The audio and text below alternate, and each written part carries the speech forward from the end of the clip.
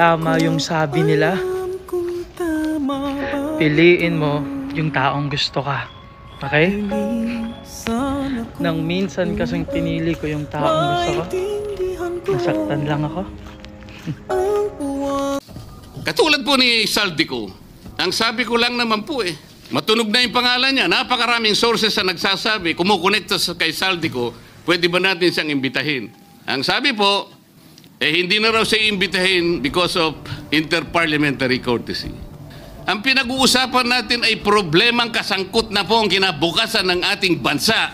Sasabihin ba natin interparliamentary courtesy? Nakikinig po ang buong bayan. Tatakpan po ba natin ang dahil sa interparliamentary courtesy? Nakasulat po ba sa bato yun? Absolute po ba yun? Mismong Pangulo ng Republika ng Pilipinas ang nagbigay sa akin ng USB na nandun po lahat ang mga proyektong pinaghihinala na ghost projects. Tanggap ko na, okay na ako. Piliin mo yan. Kung siya gusto mong piliin, piliin mo siya, sige. Piliin mo yung red flag na yan. Pero eto lang ang masasabi ko sa'yo ha. Kapag niloko ka ulit, yung red flag na yan, yung red flag na pinili mo, nandito lang ako ha. Hindi kita sasaktan eh. Hindi ko gagawin yung ginawa niya sa'yo. Hintayin lang kita. I'll always be here.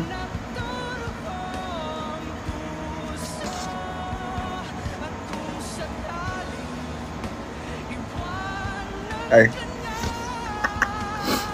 Matagal naman namin na alam yan dahil matagal naman na yan pinag-uusapan. Simula pa lang noong pagpasok namin as President and Vice President, naririnig na namin yung delivery ng mga pera na nakalagay sa mga suitcases.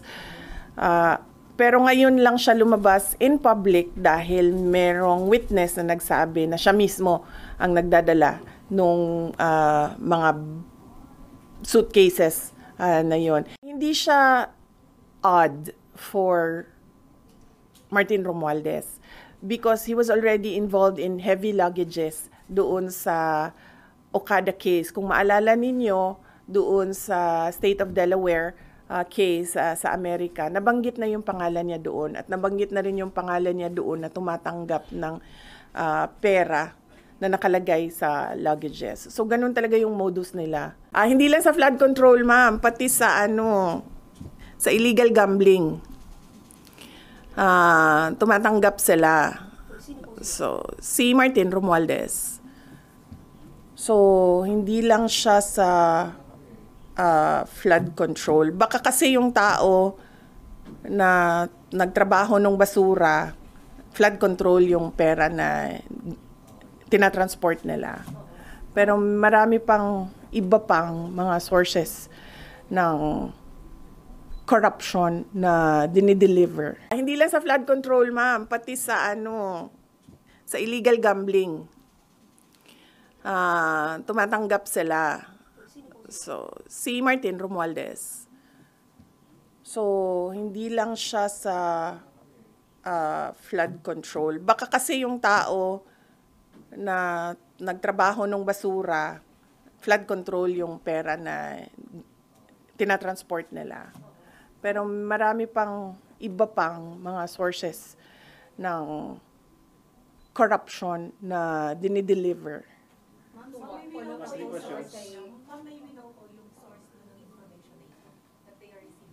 Yung mga, ayoko sabihin kasi tatanggalin nila, pag sinabi ko tatanggalin nila yung tao, wala na tayong Promise office. Pero hindi po ba? Oh, yes. Promise office. Dapat lumabas ngayon para makasuhan sila. Ayaw lumabas ng mga tao eh. Dati pa naman kami nagsasabi na na magsalita kayo. Takot lahat kasi magsalita ngayon dahil syempre aabot yun until the office of the president. Diba? So, walang nagsasalita. Pero pag sinabi ko kasi kung sino at anong klaseng personnel, maano nila kung sino yung nagsasabi doon sa loob. But from the office of Congressman Romualdez po yan? Oh yes. Ito din yung mga tao na nagsasabi sa akin na na aatake sila sa confidential funds. Ito din yung reason kung bakit hindi na namin ginamit yung confidential funds on the third and fourth quarter, third and fourth quarter noong 2023 kasi sinabihan na kami na pinagmimitingan sa loob. But do you think the government is still stable? Given No. that Ma'am, no. Our institutions are clearly abused. They are used for personal gain. They are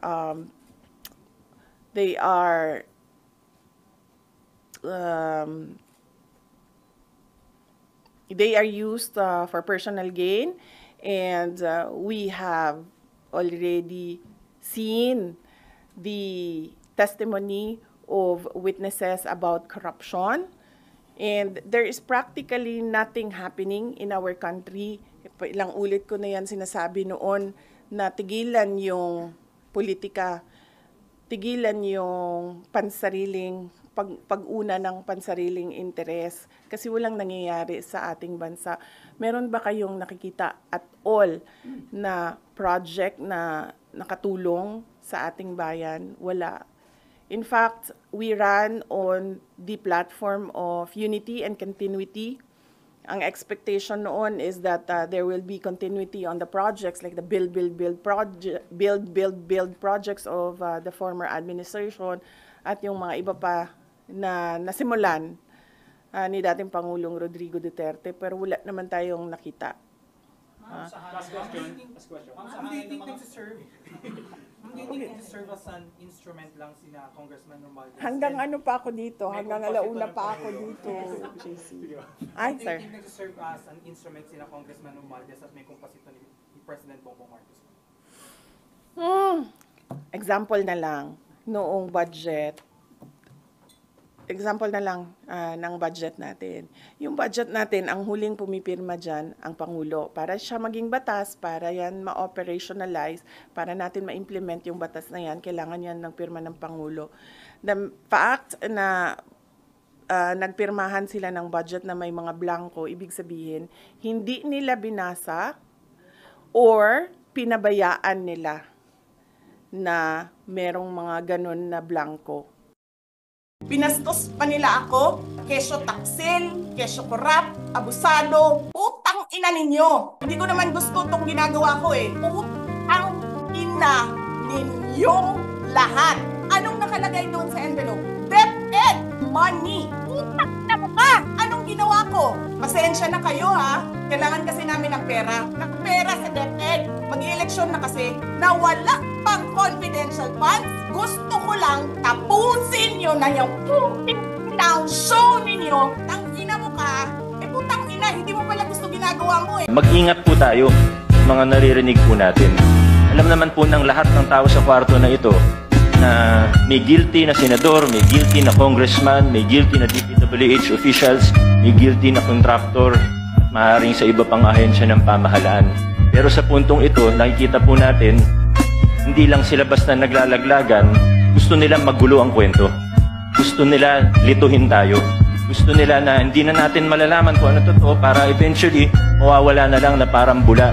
Magkakalituhan na tayo, hindi na natin malalaman kung anong totoo sa hindi.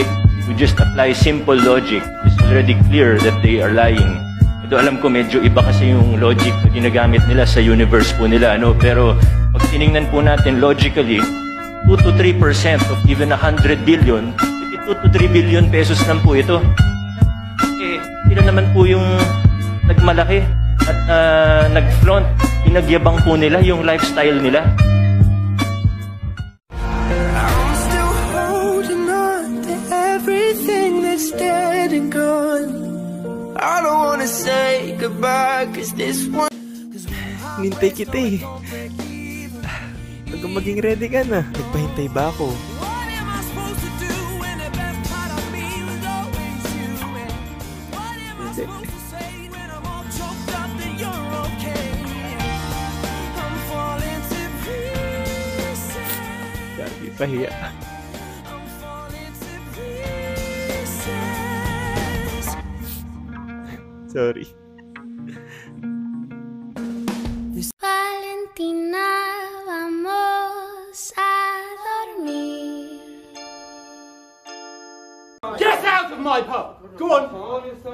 Get out of my pub!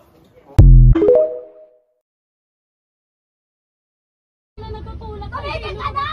Tumigil ka na! Ay! Tumigil ka na! Tulak na yung dalawa! Hindi, tama na!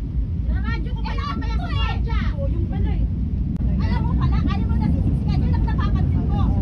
Ano na napapansin ko? Ayaw mo nasisiksikan? Ano nga yung nasisiksikan? Ayaw kayo nag-away! Away! Ba't pumapasok? Awawa! Okay, sa baba mamaya! Tulak nyo. Alam nyo na sa paringkit. Tulak nyo sa labas. Tama na tayo. Wala kayo sa paringkit. Tama na tayo. Nakahama ka na tayo. Ngayon, dire-diretso na. Kahit arte tayo. Wala tayo sa paringkit. Wala pa ba siya naligaw? Tulak na. Tulak na. O, bakit nakanda? Dali po. May bababa! May bababa!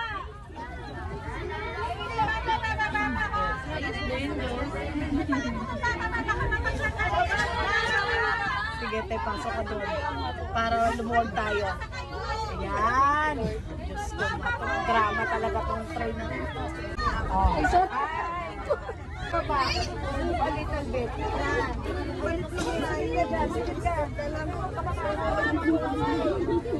Babalik tayo kasi ako malapit na rin bumaba. Oh, yan. Balik tayo. Dito na, mag-vlog na kayo. Dito ka, Rika. Pasok na kayo para hindi ka maano dyan. Malayo, banda rin sa loob. Ito pa yung space, oh. Dito, meron pa yung space dito. Pinangalanan na, hindi lang ako ang nagsabi, Zaldico at Martin Romualdez. Si Zaldico, hinayaan nilang umalis ng bansa. Si Martin Romualdez, hinayaan nilang mag-resign. O, nag-resign naman na, so tapos na ang usapan. Ang Office of the President, involved sila sa kidnapping ni dating Pangulong Rodrigo Duterte. Bakit ngayon, nawala si Zaldico at aalis si Martin Romualdez, hindi man lang nila magawa na kidnapin si Zaldico doon sa Amerika at ibalik dito sa atin sa Pilipinas. At hindi man lang nila magawa na ikulong si Martin Romualdez dyan sa detention unit ng House of Representatives. Wala. Dahil wala silang sinseridad. Pinapakita lang nila sa mga tao na kunwari meron silang ginagawa. Pero ang totoo niyan, naghahanda lang sila para sa hatian ng 2026 budget at para sa kung anong gagawin nila sa 2028. Dahil kikita ka doon sa kontraktor ng kondominium na may porsyento ka doon. Kaya... Good morning! Diyos ko, kahit matagal na to at pinost ko na to nung isang araw, no? Finally, may mga nakakakuha ng ibig kong sabihin. Dahil yung mga investigasyon ngayon sa flood control, sa mga ghost project, at mga nilaglag na nga ng mga diskaya, ano? Ang ibang mga politiko, sinasabi nila na sila ay hinihingan ng porsyento. Ngayon dito pa lang, that is a, well, siguro indirect pa rin, no? Yung ano, kasi parang accusation eh. Yung ginawa ni Cynthia, nasabi niya, bakit inupush mo or bakit ini-insist mo ang condominium? Dahil ba kikita ka sa contractor dahil may porsyento ka. Kaya daw pinagpipilitan ni Henry ang condominium instead na ibigay na lang yung lupa sa mga mahihirap at magbayad na yung mga mahihirap ng 500 pesos. Per month ba yun? Panoorin nyo. Nakakatuwa. But anyway, good morning everyone. Diyos ko, di pa maayos buhok ko, kaya maligo na muna ako. Bye! Have a nice day. Sandro Marcos. Nanghihinayang ako ka, bata-bata na, damay dito sa gulo. Bongbong Marcos. Nalulungkot lang ako kasi 36 years namin inasam-asam ito. Pinagtrabaho, pinagdasal. Masayang eh. Martin Romualdez, abay pwedeng sabihin na iinis ako. Nagagalit ako, hindi lang simpleng inis, naggagalaiti pa. Lisa Marcos. Hindi ko naman kamag-anak yan, hindi ko naman ka-ano-ano.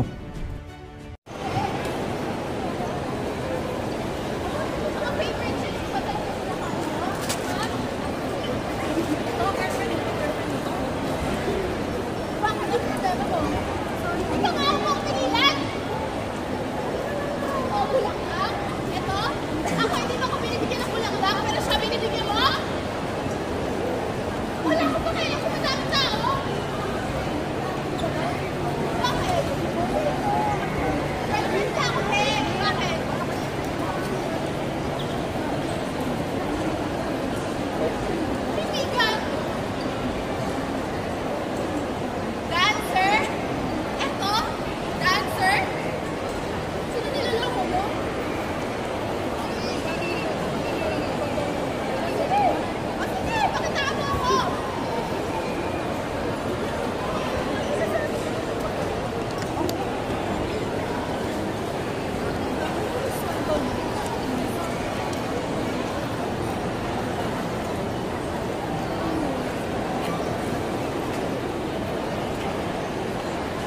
Flying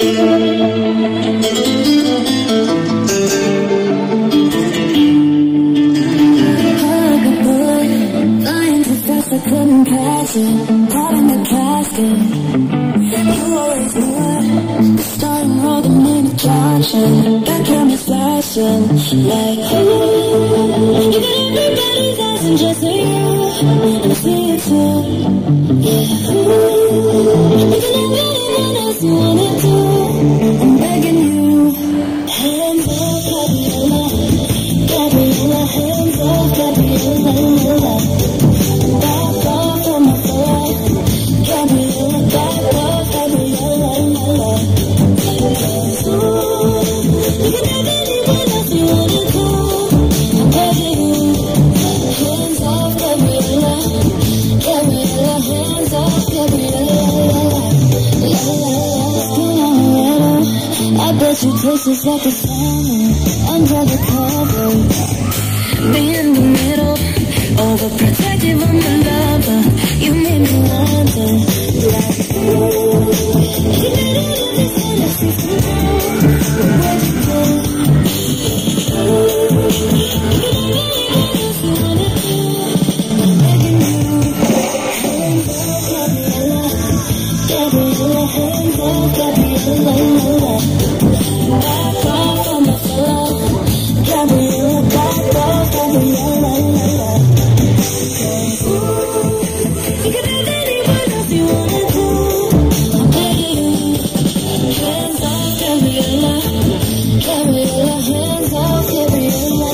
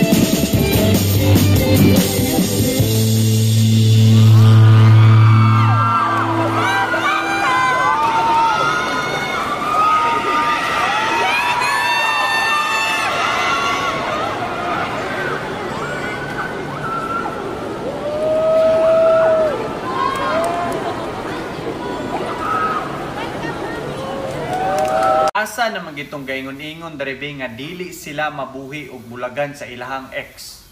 Bay asa ra to deribe ngano ga Facebook naman kadiha, di ba? Ikaw man to ang usa nga gaingon-ingon nga dili ko mabuhi og bulagan ko nimo, di ko mabuhi og wala ka sa akong tapad. Nya nganong karon? Ha? Nganong ga tinutuka naman ta karon? Ha, abi ko bag di ka mabuhi nganong naa pa magadiha? Galamlam lang gid ka ba? Pogi spotted, no? Ay, ang gagwapo nila. Yung sasakyan, store mo sasakyan. You ever hate someone so much that their name becomes a slur? Like I can even say it without rolling my eyes. Like their name isn't John anymore. It's John. It's said with venom. It's said like I'm spitting out poison. You hear me say it and immediately you know. Oh, yeah, we don't like him, huh? Sobrang hirap po kapag TikTok affiliate ka, hindi ho basta-basta. Kapag ho gumagawa kami ng video, hindi lang yung basta video, pinag-iisipan ho namin yon, pinaghihirapan namin yon, pinag-e-effortan namin yon. Kaya doon sa mga nanghuhusga dahil TikTok affiliate kami, respeto naman po. Madami dyan sa inyo pinagtatawanan yung mga TikTok affiliate. Wala naman ho kaming ginagawang masama. Pinagtatawanan nyo kami, hinihila nyo kami pababa. Nagawa lang naman kami ng video, nagpo-promote lang naman kami. Wala naman kaming tinatapakan tao. Guys, sana naman, irespeto nyo ho kami, huwag nyo kaming pagtawanan. Pag pumasok ka bilang isang TikTok affiliate, andyan yung puyat, pagod, stress mo, yung gagawa ka ng video pero walang sales, walang viewers, walang manonood sa'yo. Mahirap talaga. Kaya doon sa mga nangihila sa amin pababa dahil ay si ganyan, TikTok affiliate na lang yan ngayon, dati ganito yan, ganyan yan. Irespeto nyo ho yung pinili namin. Suportahan nyo na lang ho kami. Kung hindi nyo kami kayang suportahan, kung ayaw nyo ho sa amin, i-block nyo na lang ho kami. Where do you see yourself in 5 years? I don't even see myself in 5 days. You know, like I don't know where I'm gonna be at the end of the week, to be honest. I'm just glad I can see. I don't even know how I made it this far, but here I am. If anything, the only C I wanna be is an NPC, non-player character. I'm done making decisions.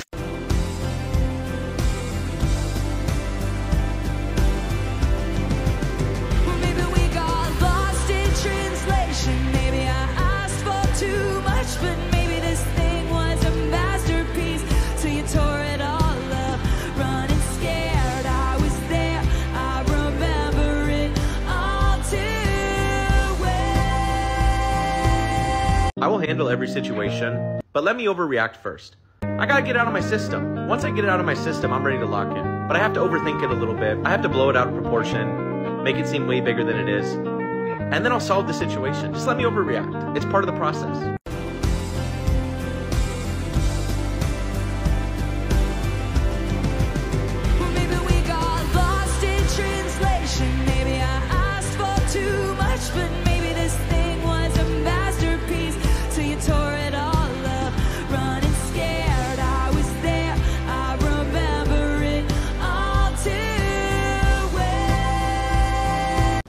Ang ibig ko sabihin, ipipilit. Ipapaliwanag ko in 1 minute.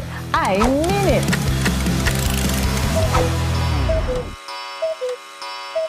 Nako, flood control na naman, walang katapusan. Sa bagay, nasa July, August pa lang tayo. Umpisa pa lamang ng ulan to. Bagyo pa. 16 daw pa ang darating. Naku, talaga naman. In the meantime, pwede ba yung bilyon-bilyon na yan? Magkano na yan? 1.3 trillion pag sinumatotal lahat ng ginastos natin sa nakaraang 3 taon.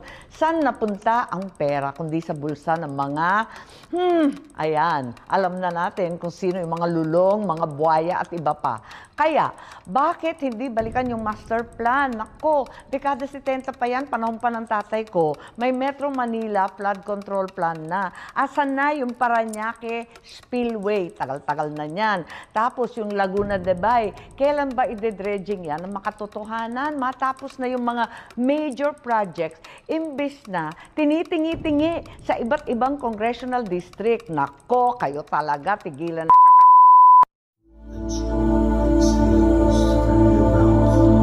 Do this for 30 breaths.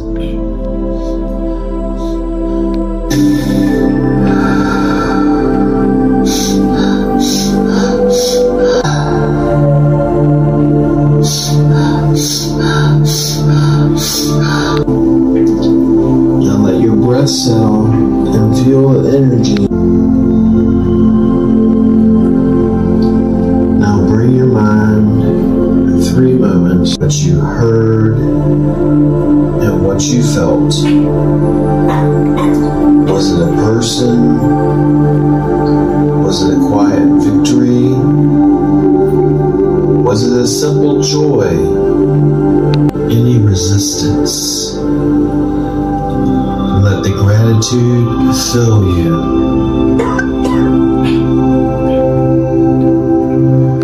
Hindi lang po categorically denying yung binabatong putik sa atin at para dumihan ang ating pangalan. May resibo po tayo, madaling verifikahin, tayo po ay more than willing mag-undergo at sumali sa anumang investigasyon sapagkat wala po tayong tinatago. Ngunit ang hiling ko, Mr. President, atin pong alamin at siguruhin na may ebidensya yung ating mga sinasabing sangkot dito. At sa mga susunod na pagdinig, bibigay ko po lahat ng aking nalalaman. Wala din po akong sasantuhin gaya ng sinasabi ko noon pa. At Mr. President, I will never betray my principle. I will never, ever,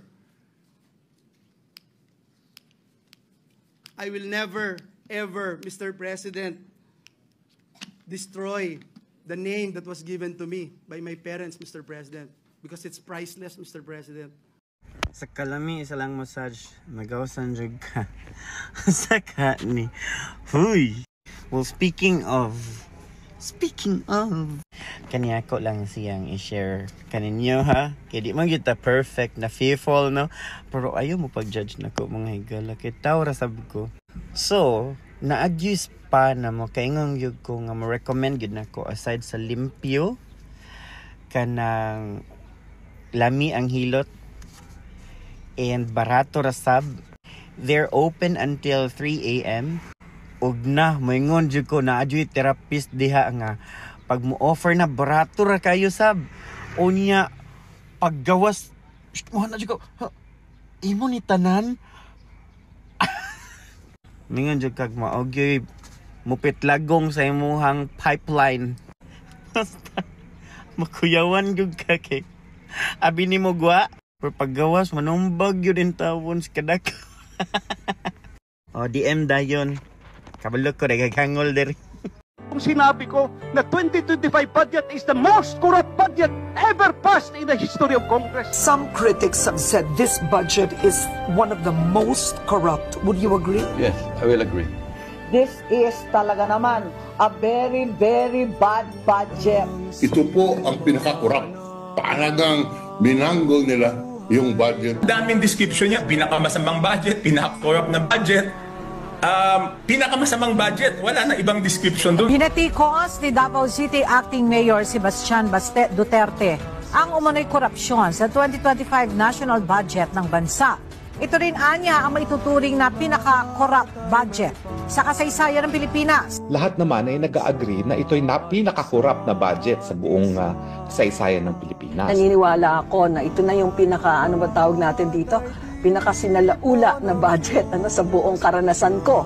Naniniwala po tayo na ito na po ata ang pinaka-corrupt na budget sa history ng Pilipinas. Sa kasaysayan nga po ng Pilipinas, ito ang tinaguriang pinaka-corrupt na budget. Pinaka!